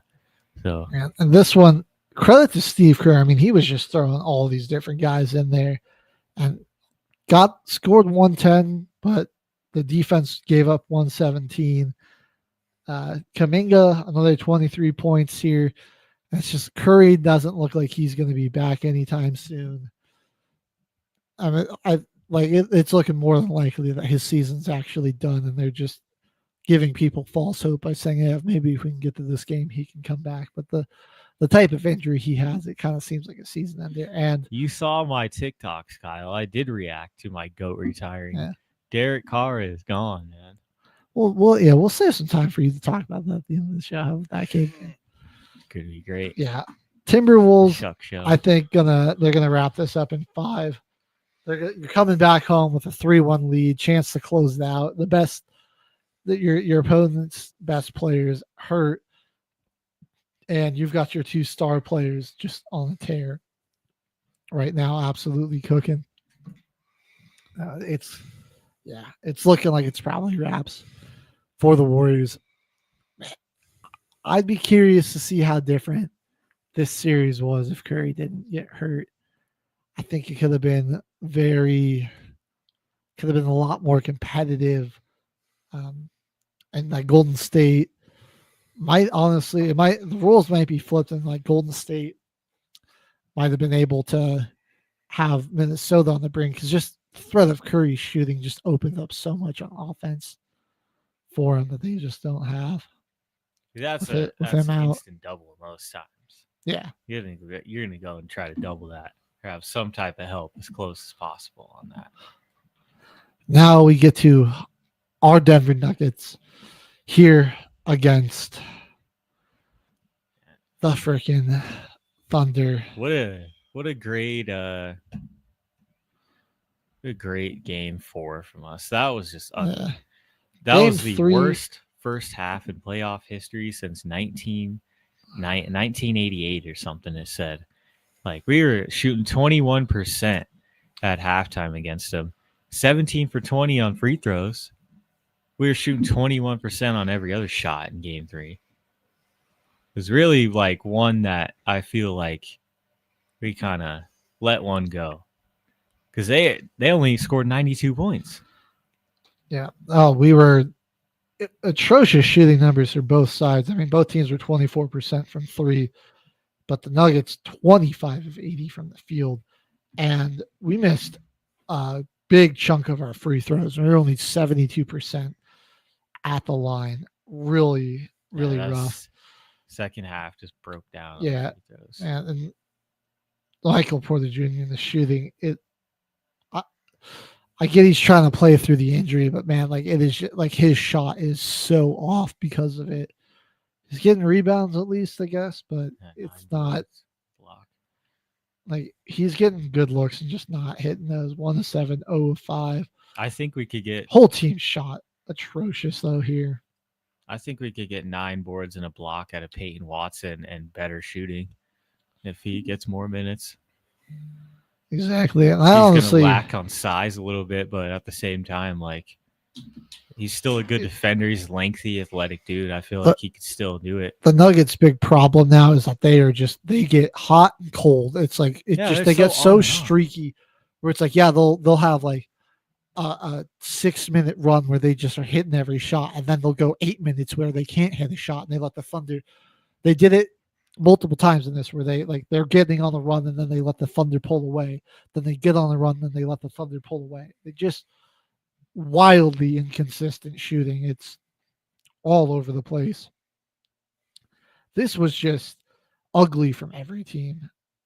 And it was just less ugly down the stretch for the Thunder. They hit some shots late that we didn't. That was really the difference here.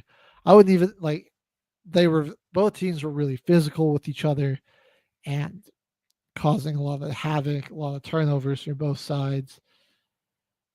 And just, neither side shot anywhere close to well. And this one, certainly not going to be a game to remember. Really ugly from all parties. Shea and Jokic were the leading scorers, 25 for Shea, 27 for Jokic. A lot of that work getting done at the line because they weren't hitting a lot of stuff from the field. Then we get to game 5. This one this angers me even more because Charles Barkley was right. There was a sequence where we let the Thunder go on a run at the end of the second half. That's where we lost this game. We were really getting into a rhythm, had the Thunder, had them rattled.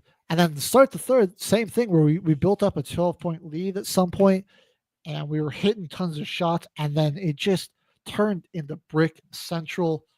And then late situations where we're getting good looks and it's like atrociously bad misses. We're like, that never even had close to a shot. Yeah, or it's like a Russ air ball or something crazy. Just way over the rim or we're like hitting off a front iron. And the thing what was my biggest worry to start the season, throughout the season, to go into the playoffs is that Jokic and Murray were going to play well, but they were going to play a deeper team like the Thunder and not get a whole lot of help from the supporting cast. And here it is again. 13 out of Gordon, 8 out of Christian Braun, 10 bench points in total. You want to look at the Thunder's bench point. Alex Caruso outscored their whole bench by himself. Yeah, dude. Like, what the heck? And then big hitting threes in big moments when they needed to. That was what the Thunder were doing. And just a complete defensive meltdown where we let some guys get wide open for 3. And it burned us. A 44-15 game out of Jokic, 28 points out of Jamal Murray. And it's the lack of depth on this team it's really concerning. Yeah.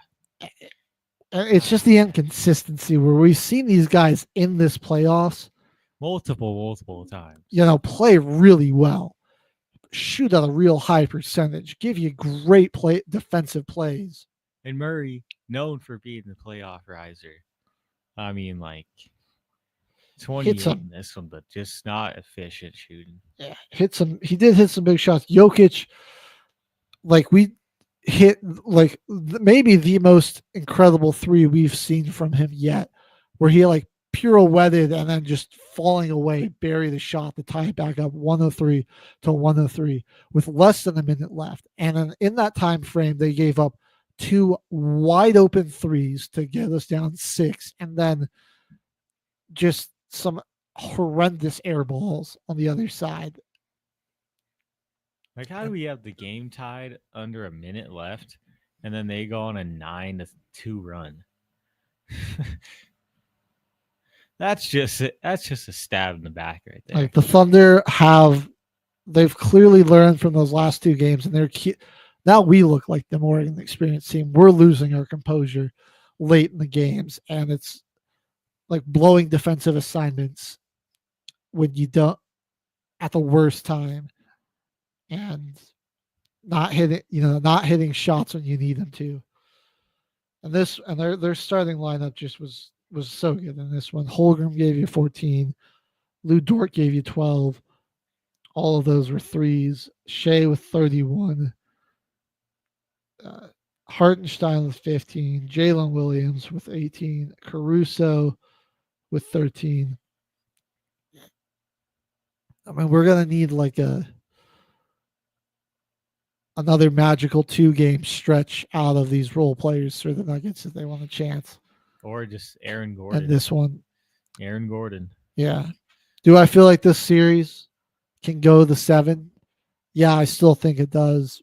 But then Thunder got home court advantage. Your role players tend to play better at home. We've letting that game 4 and then this game get away from us. Multiple opportunities we really had a chance to pull away, and then we just got ice cold for long stretches and let the Thunder back in it. And ultimately, I think I'm going to look back to this game even more than game 4 for if we end up losing this series, and that's how the season ends. To just honestly, that's not bad. This was one where we could have stole another game on the road and then gone back to Denver to close it out in 6, and now you're going to have to win 2 straight against a team that's really starting to shake off the antsiness and the nervousness of being in the playoffs. Like they're shaking that off, and they're keeping their poise, and they're finding a way to close out these clutch games. And we're losing ours. So it's unfortunately it's probably Thunder in 7, Caveman. I hate to say it. I'd taken them in 6, honestly. I think the home court advantage will help us out, but I don't know. This is the best team in the league right here. I think they're just going to come in. They've outplayed us in the first 4 games. I can't even lie. And then this one, in the last minute of the game, they found a way to just outplay us. Well, drop your predictions in the comments below. But yeah, we're certainly a little bummed out with how this one's going. Yeah, it was a really good year. I didn't expect them to make it this far in the playoffs, or like have this good of a series against the Thunder. This team isn't no joke. Real good Thunder team, and we played a real good Clippers team too. Really underrated Clippers team. The silver lining here is that even if the season's over, it's going to be a new general manager, and there's clearly a precedent to put some more talent around Nikola Jokic and have just better team chemistry. Yeah. Overall, like have just better vibes in the locker room. Like have it more of a community and have everyone be together on the decisions. Yeah. Less toxicity, because it seems like Josh Kroenke was like, "You guys are going to act like this. You're both out of here." It was late in the season, but I do think a big splash free agent signing a defensive anchor really more than anything is what we could get our new GM, use. get our new coach, make a big splash make big splash move in the offseason. Right. Like, come on, the hype will be back. The And hype will be back. People will be ready for next season. I'm gonna still remain delusional that we'll somehow pull off a way to get Giannis. That's right. I'm full delusion mode. I believe. All right, we can get him. He's going to be there. You know who else needs to be delusional this season? New Orleans Saints fans. Yeah. Because we are really banking it in on the 40th overall pick, Tyler Shuck, baby. That is our freaking day one starter, it seems like. Because we wouldn't have drafted him in the second round if we were going to play Rattler at all. I'm not going to lie. Rattler is a 5th-round pick. I think anyone that we value higher to draft higher than him at the same position, I'm pretty sure Tyler Shuck's going to start for us. But we did have the retirement of Derek Carr, which kind of sealed the deal for it. Kind of proved that Tyler Shuck was going to start. Hell no. We are not signing Aaron Rodgers. If the Saints sign a vet, I want us to sign somebody like Carson Wentz. Somebody that it's actually going to be on the bench. If we're going to have a young guy that starts, I don't want any Aaron Rodgers type of season.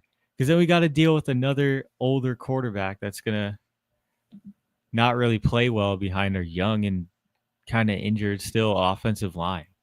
Like, we need to get young guys and just build off of that unit right there. See if there's any improvement with this kid. Why not? I still think Aaron Rodgers to Pittsburgh is basically a done deal. I just thought, or maybe he's going to retire. I spoke out of turn. I don't know what the hell Aaron Rodgers is going to do. Nobody does. If he signs with the Saints, though, it's going to be terrible. Yeah. It's going to be a rough one. He might get appointed to some high-ranking job at the, Department of Health. He's going to be going from ayahuasca to freaking voodoo in the freaking backwoods bayou of Louisiana. That's going to be the next documentary season where he's out there getting shaman work done by a witch doctor. That's what the heck's going to happen if he signs with the Saints. Don't do that, please. Dude, you had a great career, man. You had a great career, Aaron Rodgers. So, okay, man, the Derek Carr retirement, though, bro, this was like... It was a different day for they were like, fans. the witch is dead. Everybody was... Everyone was happy. Ecstatic. Saints fans were... I was seeing videos. They said they ran out into the streets to celebrate. No, I'm not upset that he's retiring. I won't say that I'm super ecstatic just because, he could have been a starter if he was healthy. Maybe have, because Tyler Shuck in the end of the day was most compared to Derek Carr and by most people in the draft. I'm not even going to lie to you. So it's like, if we really still had him, it would be kind of helpful to his career. Just semi-mobile pocket passer with good arm and accuracy, but a tendency to panic under pressure. Yeah, kind of. Yeah. Derek Carr 2.0 right there. And there are dudes as old as Bo Nix. We got another freaking oldest rookie in the draft. Let's go, man. We got freaking the next Christian Ponder as our quarterback, but it's fine. I would honestly, in my opinion, I think Derek Carr a really underrated player. I think the Saints somehow managed to have a worse coaching staff and a worse freaking organization and front office than the Raiders for the 2 seasons that he was our starter. Because we signed that dude knowing our O-line was freaking old and banged up. We had Ramczyk getting injured all the time. We had Teron Armstead before he went to Miami and retired, and he was getting banged up all the time. We had no offensive line. Trevor Penning and Derek Carr. What a recipe for freaking a crap stew.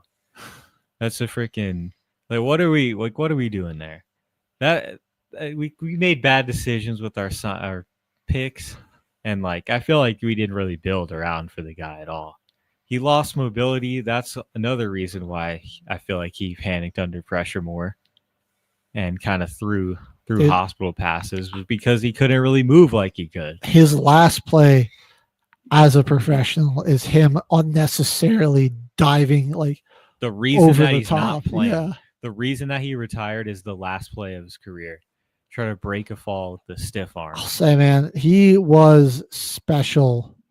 That one 2016 season, him and the Saints, or not the Saints, the Raiders, man. 2016, that 12-4 season. That was pretty solid. He was honestly good when they had Crabtree too, back in those days, and freaking Jared Cook. Raiders kind of had some good squads with them. Not yet. They have not come to terms. Him and Cincinnati have not come to terms. With I heard that they're who they take Shamar Stewart. I heard he's holding out for more money. Yeah, he's not happy with the rookie contract, dude. He hasn't signed his rookie deal. Bro, the Bengals cannot get anything right on the defensive side of the football. That sounds good. Yeah, so we'll have all that and more to discuss next week. Obviously, rookie mini camps are underway in the NFL. We're going to probably be on the Eastern Conference Finals this time next week for the NHL and the NBA, plus UFL Week 8. And, MLB season's starting to get a little interesting. We'll talk about maybe some potential All-Stars and everything. So make sure you're here next week for another episode of Till the Final Whistle on Military Broadcast Radio. Have a good day, everyone. Ladies and gentlemen, thank you for tuning in to Military Broadcast Radio. As we wrap up today's show, we want to remind you that the podcast of today's episode will be available right after we go off the air. So if you missed any part of the show or want to listen again, be sure to check it out. And remember, we're here to support and honor our veterans. Your stories and experiences matter, and we are committed to giving you a platform to share them. That's right. We're here to give our veterans a voice.